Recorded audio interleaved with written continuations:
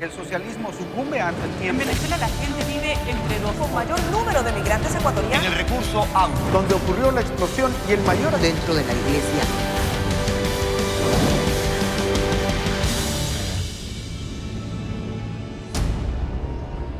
Amigos, bienvenidos. Nuestro país vivió hace poco una espectacular racha de logros deportivos a nivel internacional. Acompañados de estos triunfos saltaron críticas hacia el Estado cuestionando su apoyo a los talentos deportivos de nuestro país. ¿Es real que no existe acompañamiento? ¿Cómo son las políticas deportivas aplicadas en el gobierno anterior y continuadas en gran medida por el actual? ¿Significaron un avance en el deporte ecuatoriano? Con Tomás Chufardi veremos que no todo lo que brilla es oro.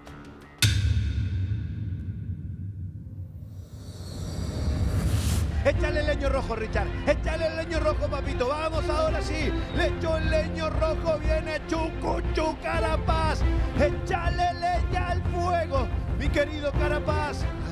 A pocos días de haber empezado la segunda mitad del 2019, el Ecuador entero se eclipsó con la actuación de un joven deportista carchense, que vestido de rosado y apodado como la locomotora, cruzaba la meta y alzaba el trofeo sin fin en la arena de Verona. El leño rojo iba a ganar. Chucuchu, cuidado, que se viene una locomotora campeón. Campeón, campeón, campeón, campeón, campeón, campeón. Campeón, campeón, campeón, campeón. Richard Carapaz ingresaba así a una no muy extensa lista de compatriotas que han alcanzado logros deportivos legendarios. Llóratelo todo, festejátelo todo. Lo conseguiste, hiciste historia, nene. Hiciste historia grande, Richard. Sos el campeón del Giro de Italia, créelo. Pero no habíamos terminado de celebrar esta hazaña y 21 muchachos nos llenaron de orgullo con el tercer puesto en el Mundial de Fútbol Sub-20 de la FIFA. Nunca Ecuador había logrado tanto con su fútbol, pero sobre todo no se había visto tanta entrega y garra en la cancha por parte de un equipo tricolor.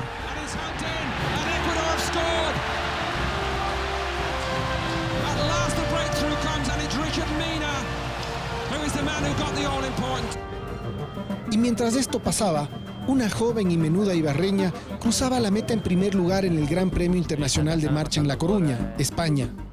Glenda Morejón, quien había ganado 2 años atrás el Campeonato Mundial en Nairobi en la prueba de 5 kilómetros, lo hacía nuevamente, pero esta vez en 20 kilómetros y rompiendo la marca sudamericana.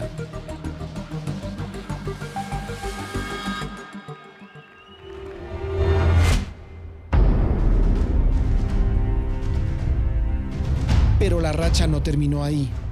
Hasta esta semana seguimos conquistando logros en disciplinas como levantamiento de pesas, ajedrez, patinaje, atletismo, bicicross, andinismo y algunas disciplinas más. De hecho, en lo que va del 2019, Ecuador se ha subido al podio y se ha colgado la nada despreciable cifra de 535 medallas, 314 de ellas en competencias internacionales como Juegos Mundiales, Panamericanos y Sudamericanos. Quizás a usted le sorprenda esta cifra, pero es natural, porque muchos de estos deportes no tienen espacio en la prensa y por lo tanto no generan interés en la población.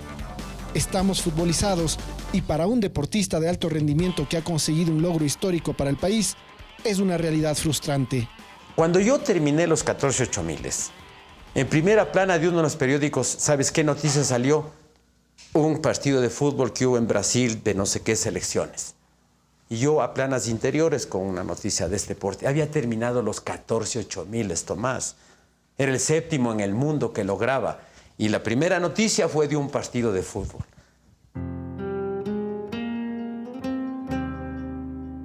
La hazaña de Vallejo tuvo reconocimiento mundial, pero su mérito no fue solamente haber sido el primer ecuatoriano en escalar el Everest y el resto de 8000, sino tratar de cumplir una meta deportiva sin apoyo. Todo el camino que tuve que recorrer hasta poder conseguir el primer Everest fue un peregrinaje de muchísimas angustias, de muchísimo sufrimiento, en el que se vio involucrado hasta mi familia por el gran problema económico que tuve que pasar. Y el poder llegar al primer Everest fue un tema de aguantar el pulso, en la que muchas veces ya bajaba los brazos porque decía, esto es demasiado, tengo que entrenar, tengo que buscar los auspicios y no se abren las puertas. Muchas veces bajaba los brazos, pero el optimismo que tengo decía, no voy a renunciar porque yo tengo claro el tamaño de este proyecto. La alegría por los triunfos de los deportistas tricolores también viene usualmente acompañada por cuestionamientos acerca del apoyo que reciben, no solo del Estado, sino de la sociedad en general. Hace 2 años nos indignamos al enterarnos que Glenda Morejón corría con un par de zapatos con agujeros o que Richard Carapaz entrenó en Colombia para enfrentar las competencias de alto nivel. Entonces, ¿están abandonados nuestros referentes deportivos? Desde la Secretaría del Deporte se desestima esta apreciación y, al contrario, su representante asegura que esta idea del abandono es fruto de la desinformación.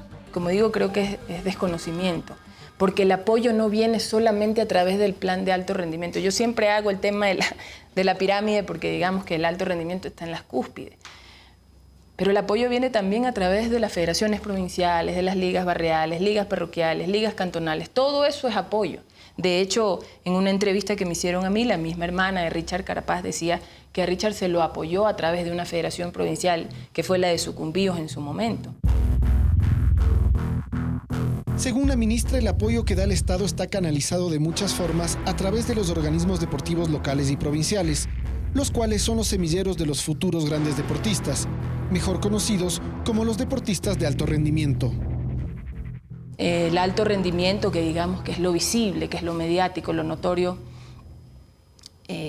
tiene el apoyo a través del plan de alto rendimiento, que si bien existe desde el 2013, en el 2017, cuando llegamos nosotros, empezamos a plantear un alto rendimiento diferente, un alto rendimiento que si bien era mucho más exigente, muchísimo más exigente, que fue criticado por la exigencia del alto rendimiento en su momento, hoy día es mucho más motivador. Esteban Loaiza fue viceministro de Deportes en el gobierno de Rafael Correa y participó activamente en la creación de este proceso, que busca dar un apoyo económico y humano a los deportistas en base a su desempeño. Si yo te hablabas el año 2012, un campeón mundial cada 2-3 años era mucho.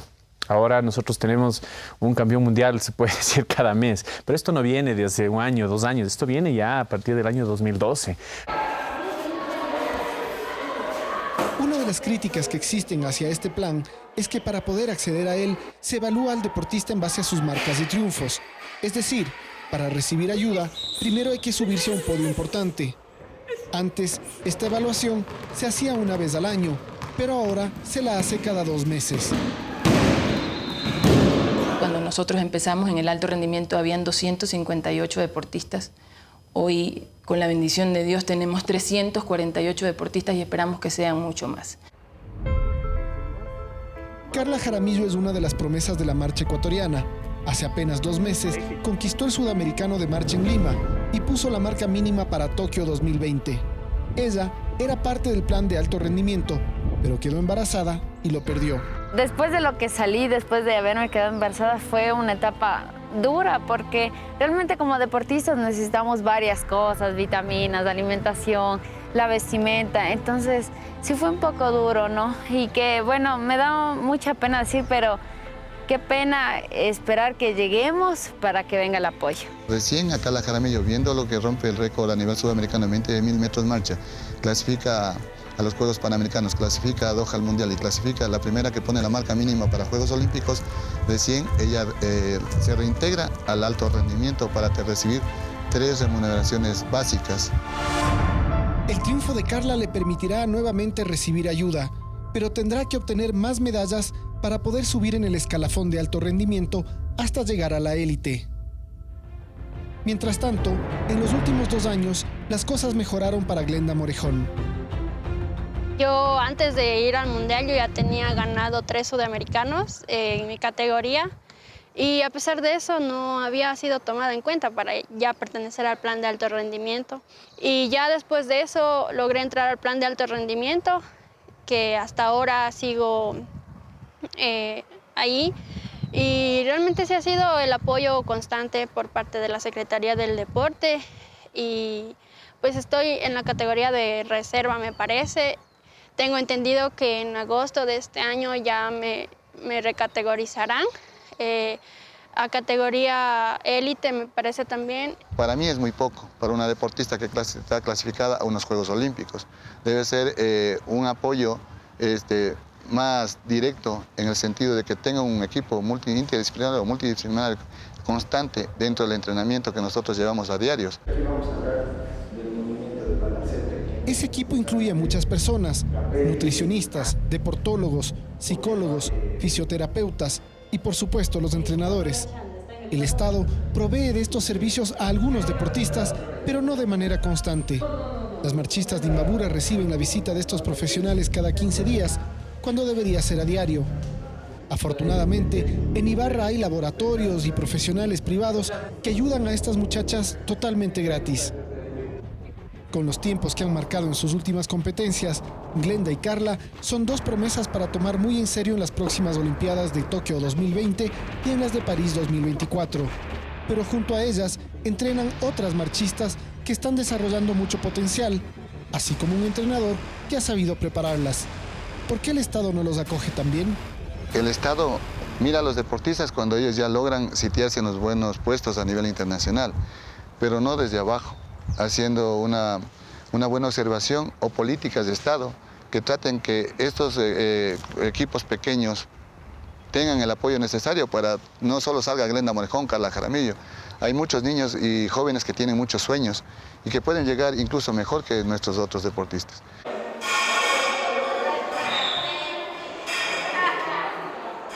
Para muchos, los problemas generados en el deporte tienen su origen en los limitados recursos que vienen del Estado. Una situación que se replica en otras áreas como la cultura o la ciencia. La prioridad que se le da al deporte, la importancia que le damos al deporte las autoridades.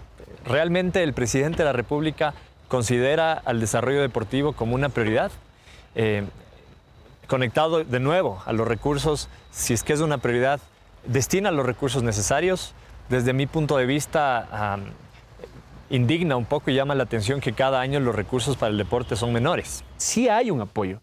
Sí hay un apoyo del Estado al deporte ecuatoriano.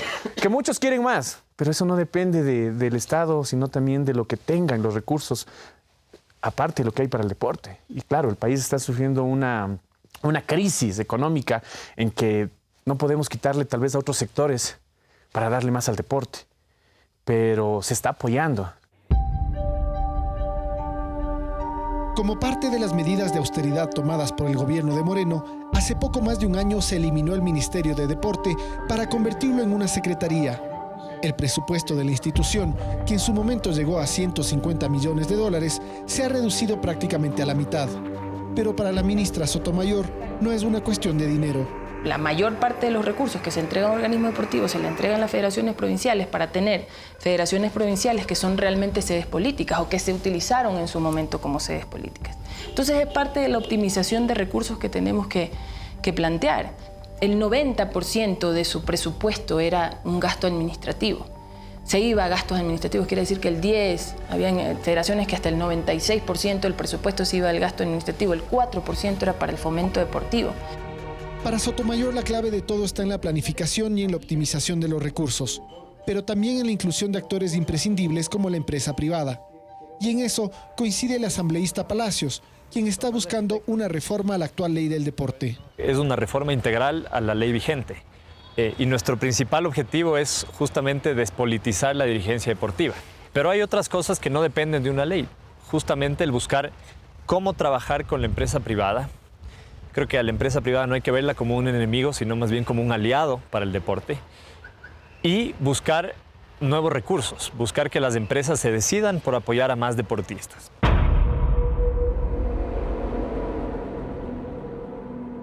La crisis económica sin duda ha afectado al deporte, pero la bonanza tampoco fue un sinónimo de planificación.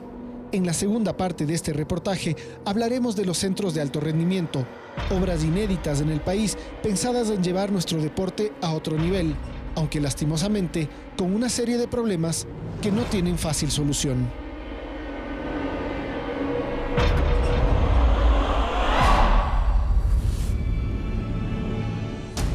¿Cuál es el sentir de los deportistas ecuatorianos frente al apoyo del Estado? Se lo contamos al volver. Esto es Visión 360. Periodismo comprometido con la verdad.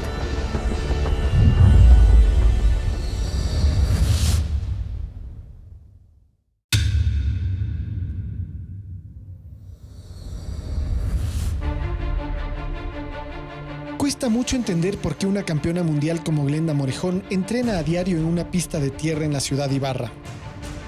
Si ella y Carla Jaramillo ya son nuestras representantes para los próximos mundiales y olimpiadas, ¿no deberían entrenar en un lugar que al menos imite las condiciones donde van a competir?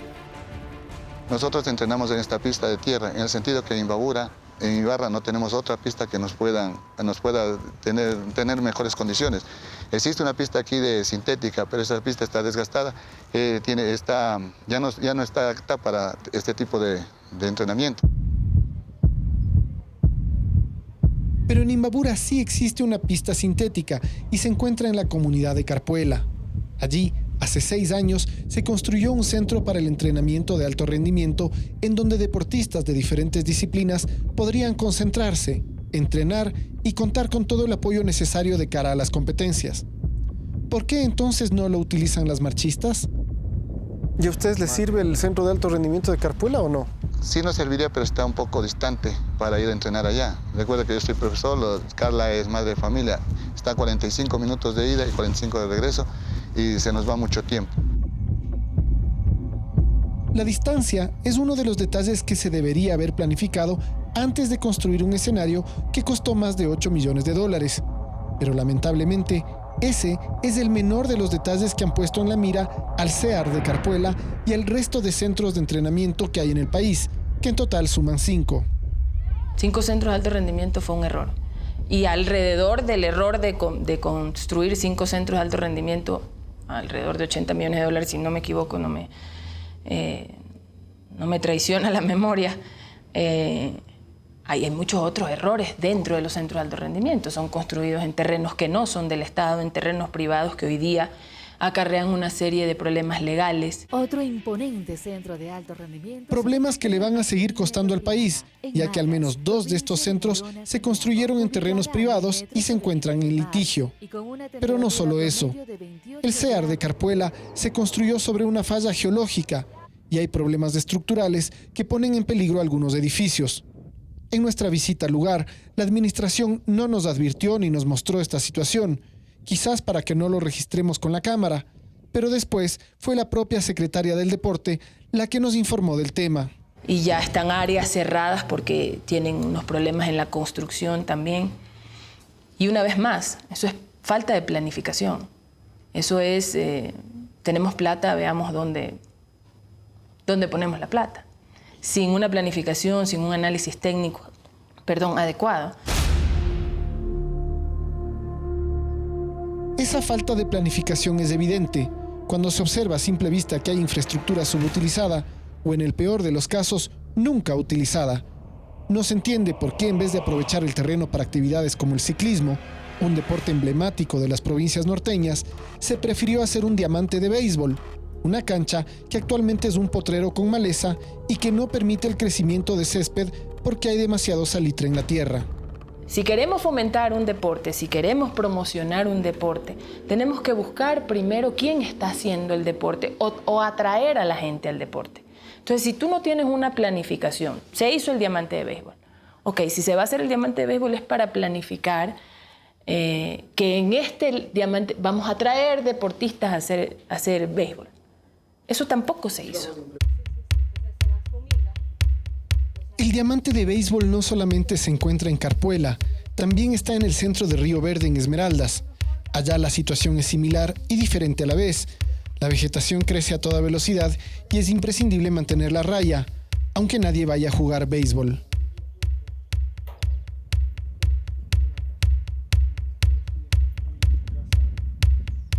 Esta vez, en nuestro recorrido, no se nos ocultó nada. No se ocultó que este centro está descuidado, que las siluetas de nuestros héroes y heroínas deportivos están borrados por el tiempo, que las huellas inmortalizadas en el concreto son ahora difícilmente discernibles.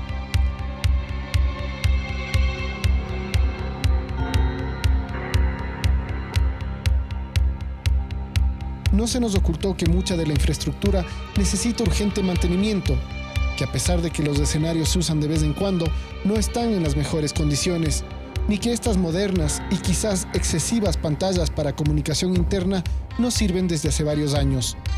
Tampoco se nos ocultó la triste realidad de que este coliseo no ha sido testigo de un partido de básquet en 2 años o quizás más. Y es que el piso está lleno de agujeros provocados por polillas o quién sabe qué insecto.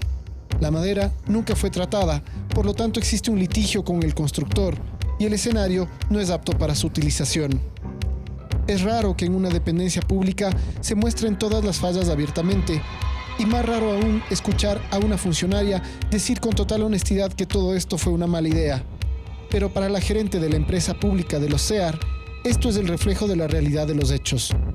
Haber construido 5 centros de alto rendimiento no fue una buena idea. No fue una buena idea. ¿Por qué? Porque desde mi punto de vista faltó una planificación en donde se vean determinantes básicos, como en este caso son la ubicación geográfica de los centros. No hubo una planificación, no hubo un criterio técnico para la construcción de estos centros de alto rendimiento y eso es lo que se ve reflejado en los resultados que tiene la empresa.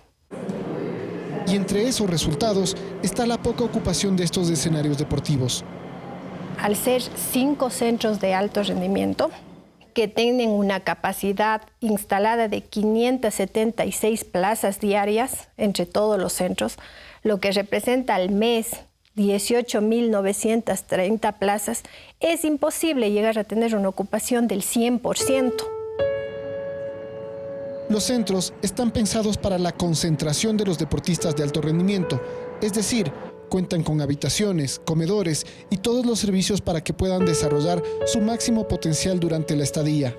Cada ocupación representa un ingreso para la empresa pública, pero si no se ocupan, la empresa no gana. Tenemos gastos que tenemos que cubrir, como son los gastos de personal, porque la mayoría de trabajadores que trabajan dentro de los CEARs son código de trabajo, seguridad.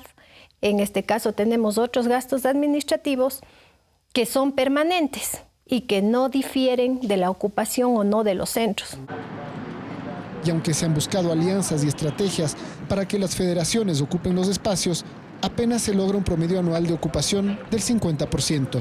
Pese a todo esto y sin embargo a todas las estrategias que se busca, es, como le digo, es imposible poder tener una ocupación del 100% de los centros.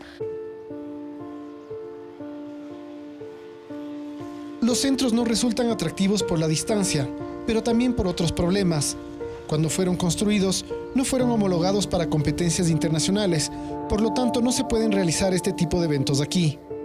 A lo mejor, si es que hubiéramos iniciado con la construcción de 2 centros, en donde sus escenarios deportivos cumplan con la norma técnica para ser homologados internacionalmente y hubiéramos sido sede de muchos campeonatos bolivarianos y, ¿por qué no, sudamericanos?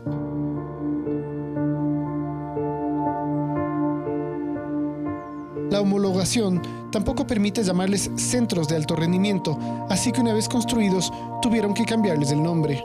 Los centros fueron construidos y es mal llamar un centro de alto rendimiento. Porque ¿qué es un centro de alto rendimiento? Es un centro que tiene las mismas instalaciones deportivas para competir. Es decir, el escenario tiene que ser igual al de una competencia. En nuestros escenarios hay esas fallas. Por eso se los llamó en su tiempo para el entrenamiento del alto rendimiento.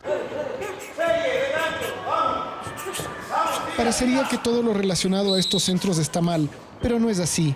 Tanto en Río Verde como en Carpuela, cientos de deportistas en formación pertenecientes a las federaciones provinciales aprovechan la infraestructura que está en buenas condiciones.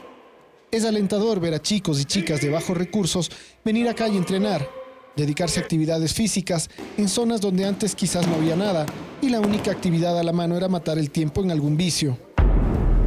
Por otra parte, los centros de la ciudad de Cuenca y de Durán, en Guayas, cuentan con mayor ocupación, ya que están ubicados en zonas más céntricas. Pero independientemente de esto, la existencia de estos 5 centros le cuesta mucho dinero al Estado. Desde 2015 hasta fines de 2018, la empresa acarreaba pérdidas que bordean los $3 millones. Seguimos pagando obligaciones del año 2016. Entonces, si es que nosotros no hubiéramos aplicado una política de optimización de costos y gastos, las pérdidas fueran superiores.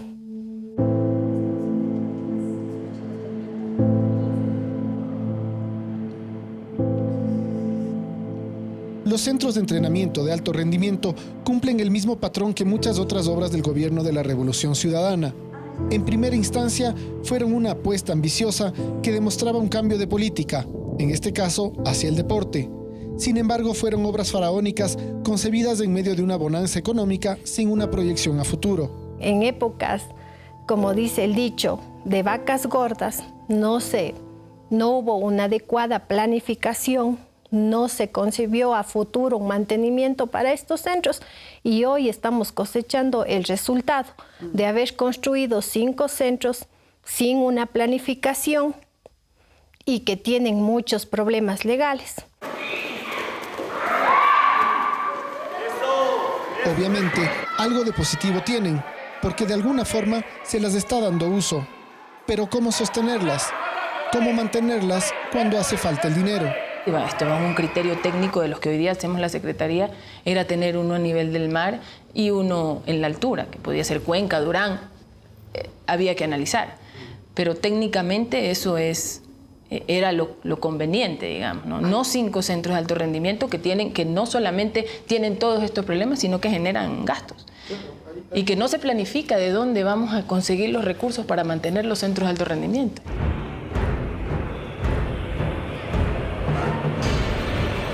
La obra está ahí y hay que hacer algo con ella. Este y los próximos gobiernos deben buscar alguna fórmula para que no queden en el abandono, ya que son inversiones millonarias que pueden servir a cientos de ecuatorianos.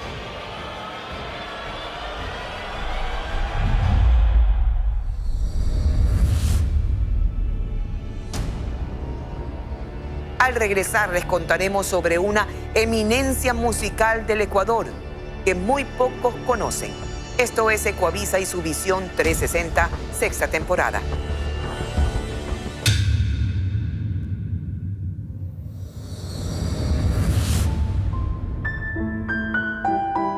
Gerardo Guevara es indiscutiblemente uno de los grandes compositores que tiene el Ecuador. Gerardo Guevara representa musicalmente toda una época para nosotros. Un músico no puede dejar de ser músico.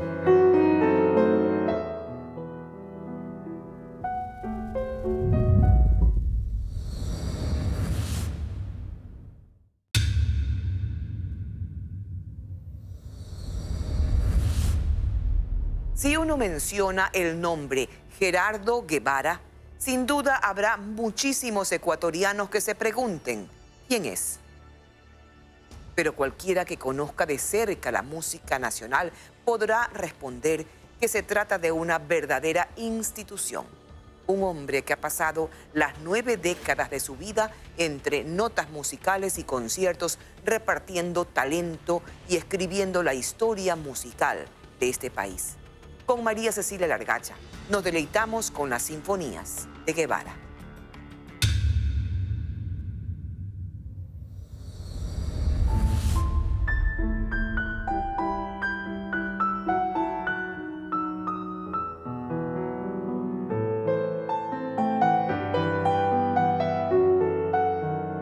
Gerardo Guevara es indiscutiblemente uno de los grandes compositores que tiene el Ecuador.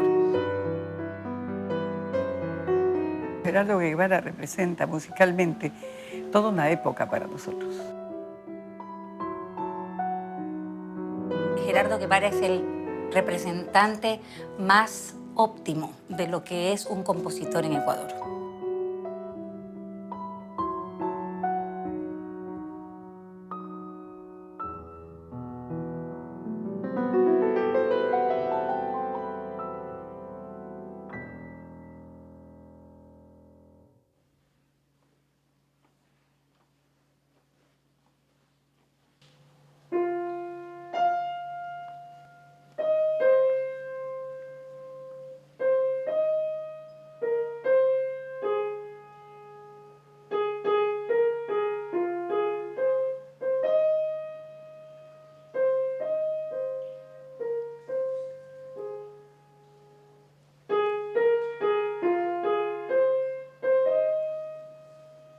pasillo se llama Despedida y fue compuesto hace 66 años por un hombre al que los músicos llaman maestro y cuya obra completa es tal vez de las más prolíficas en Ecuador.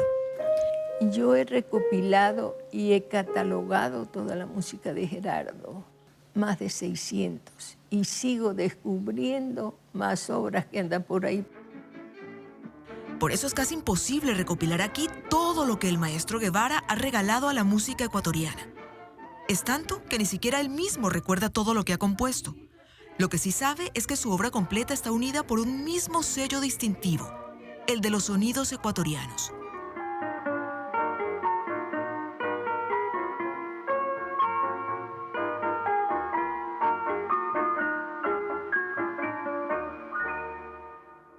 Creo que lo mejor que tiene un músico es hacer música de su país, porque es lo que le sale del corazón.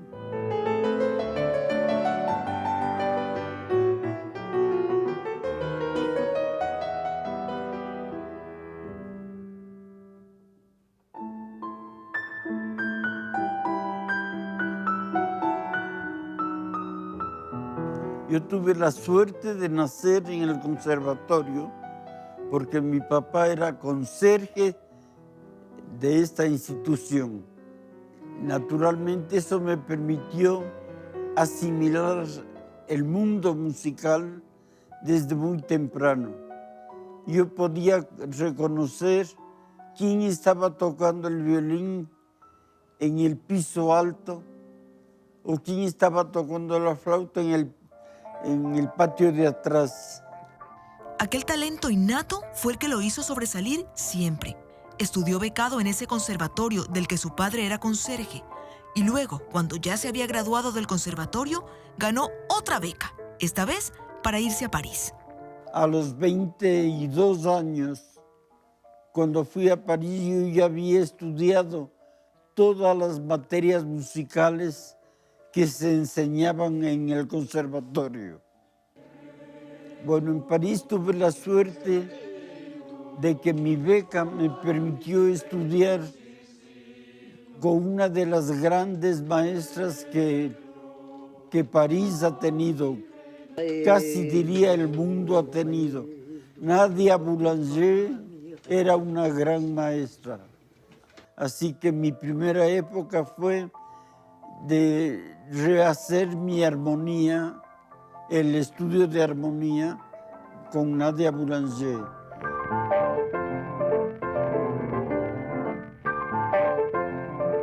Y la suerte que tuvo de ser alumno de Nadia Boulanger, recibir esos conocimientos profundos y sacar de su alma lo nuestro y dárnoslo como regalo, transformado en partitura de una calidad clásica, académica extraordinaria. Su viaje era por un año, pero se quedó 12.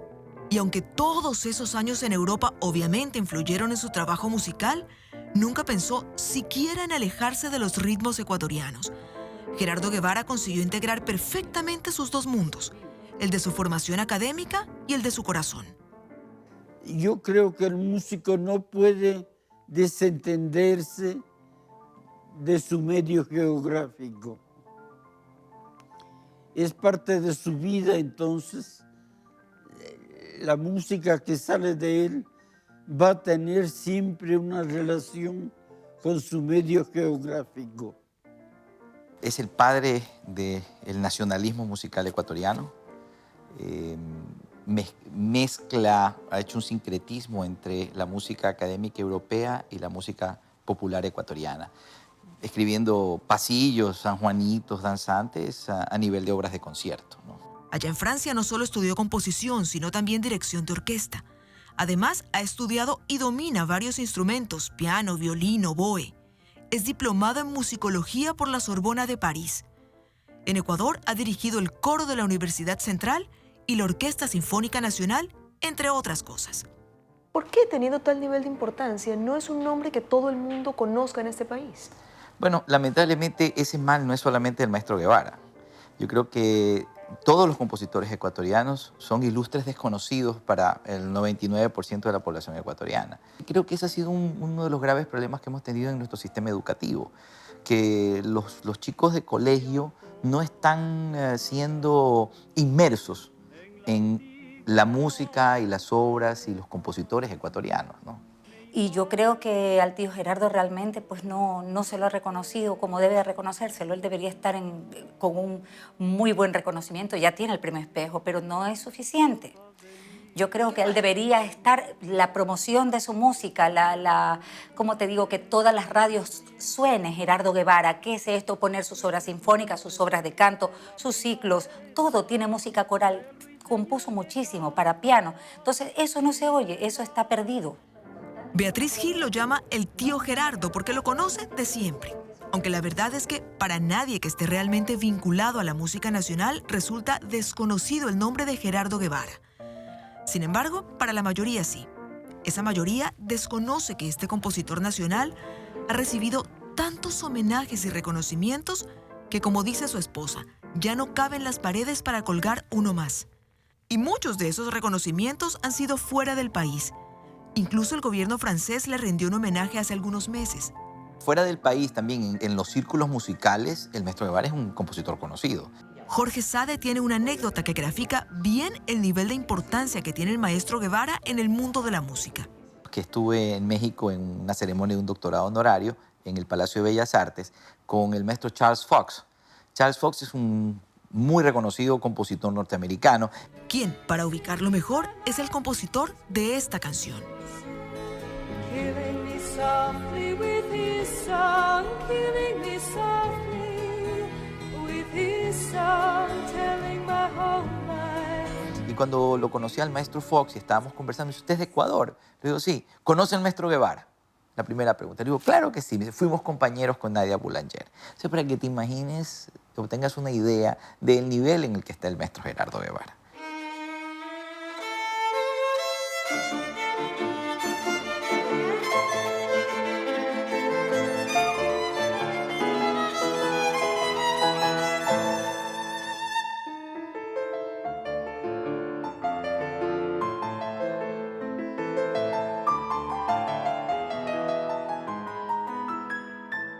No se lo conoce de una manera justa en el país, porque la contribución que él ha hecho es muy grande.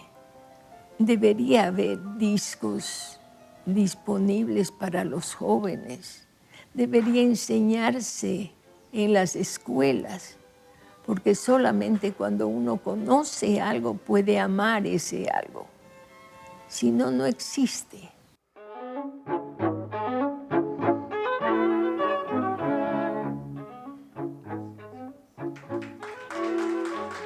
El reconocimiento mayor sería que su música trascienda más de lo que se ha hecho hasta el momento. La trascendencia mayor de lo suyo ha sido quizás en el campo coral.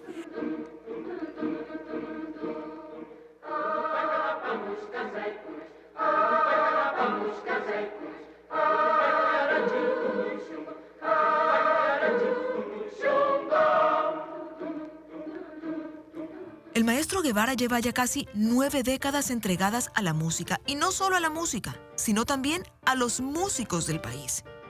Él es fundador de SAICE, que es la Sociedad de Autores y Compositores Ecuatorianos, y cuenta que la fundó pensando en lo que siempre tiene en mente, en el amor a su país. Cuando regresé de Francia, me di cuenta que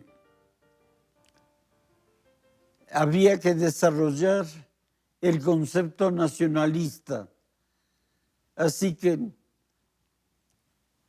este músico formado en Quito y formado también en París,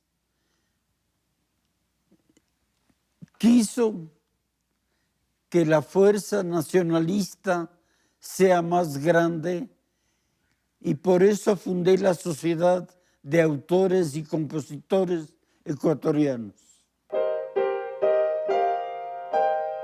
Su esposa cuenta orgullosa que aún ahora los que fueron sus alumnos siguen visitando al maestro para mostrarle sus obras, para pedirle opinión.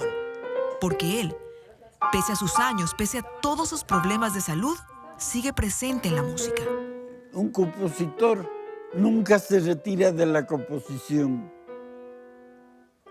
No escribo como antes con la facilidad que tenía cuando era joven, pero tengo mi pensamiento musical que siempre está actuando. Un músico no puede dejar de ser músico.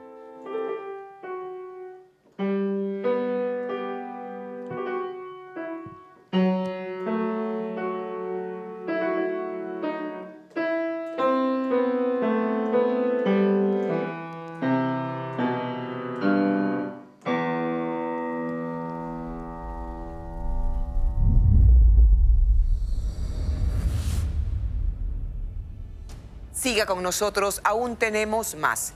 Somos Visión 360, haciendo periodismo desde todos los ángulos posibles.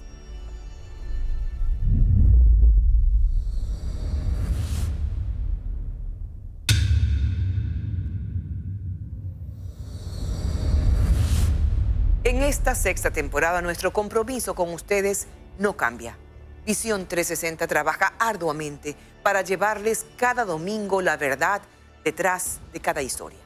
Aquí un adelanto de los temas en los que estamos trabajando.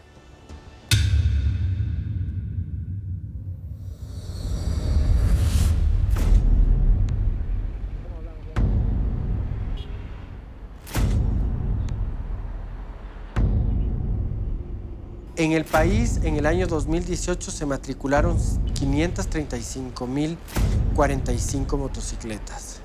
Nosotros tenemos emitidas 396.921 licencias tipo A. Es decir, que hay más motos circulando que personas capacitadas. Sí. ¿Qué tan difícil es comprar una moto, más allá de lo que cuesta? Sí, se necesitan algunos requisitos. ¿Cómo qué requisitos? Cuenta bancaria, copia, referencia. ¿Licencia? No, para comprarla no. Ya la piden es cuando ya usted anda corriendo en la calle.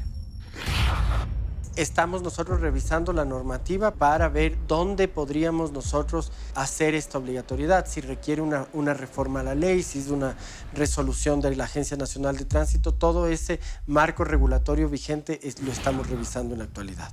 Tendido en el piso se encontraba este hombre, luego de sufrir un accidente de tránsito en la moto con la que circulaba. Así quedó esta motocicleta luego del violento choque en el que estuvieron involucrados, en total, 5 vehículos. Este hombre sufrió varias lesiones luego de que se accidentara en su moto.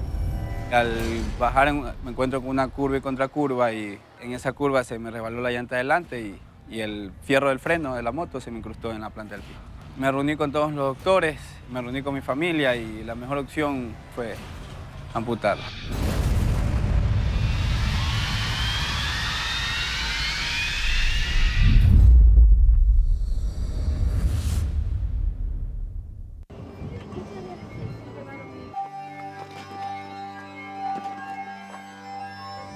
La punta del oído fue efectivamente un video subido a las redes donde se verificaba un posible maltrato infantil. Imagínense que vomitaba el niño y eso mismo le daba, porque la directora dio la orden de que el plato esté vacío. Yo simplemente me puse a llorar viendo a mi hija, cómo lloraba y cómo esta profesora le metía la cuchara a mi hija en la boca y de ver que mi hija no quería abrir la boca mucho para comer, le cogía de la cabeza y le metía la comida y mi hija lloraba de lo que ella lloraba demasiado. Le dejó.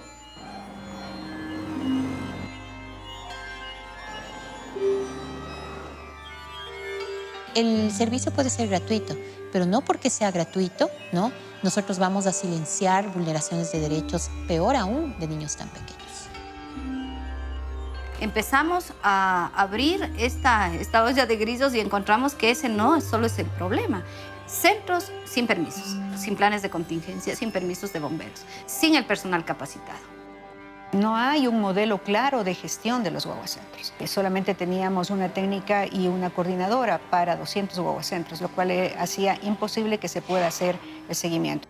Desnudar el tema de los guaguacentros es un acto de fiscalización también, pero creo que es un acto de justicia con las madres y los niños que dejan con mucha pena a los niños ahí para incluirnos dentro del campo laboral. Yo me indigné tanto, me puse a llorar, me sentí culpable y mi hija estaba sentada al frente mío. Solo cogí, la abracé y le dije, mi hija, perdóname por haberte dejado con esta mujer.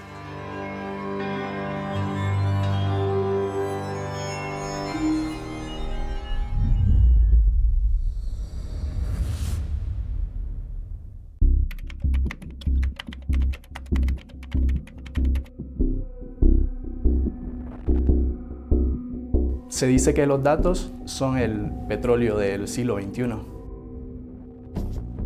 Cada vez que instalamos un software o bajamos una aplicación, hay términos de referencia que tenemos que leerlos, porque las letras pequeñitas son importantes, pero nosotros nunca las leemos. No somos conscientes de toda la información que entregamos además a diario y con la que hacen perfiles de nuestras personalidades. Cuando algo es gratis, es porque tú eres el producto.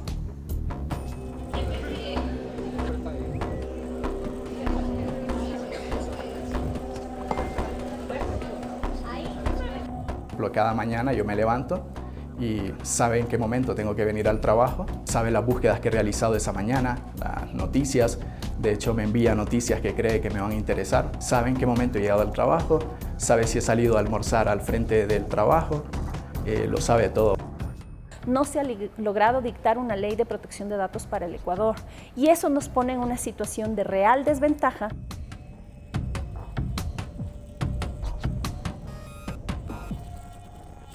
¿Quién va a hacer uso de esta información? El que sea capaz de procesarla. No todas las empresas van a ser capaces de hacerlo, no todos los países de hecho van a ser capaces de hacerlo.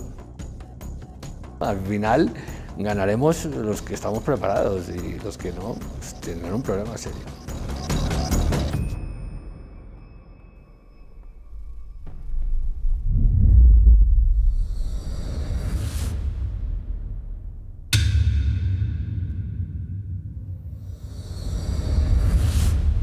Gracias por acompañarnos cada domingo. Como todas las semanas queremos seguir construyendo con ustedes el mejor periodismo posible. En Visión 360 seguiremos recorriendo, cuestionando y caminando hacia la verdad. Un abrazo. Seguimos adelante.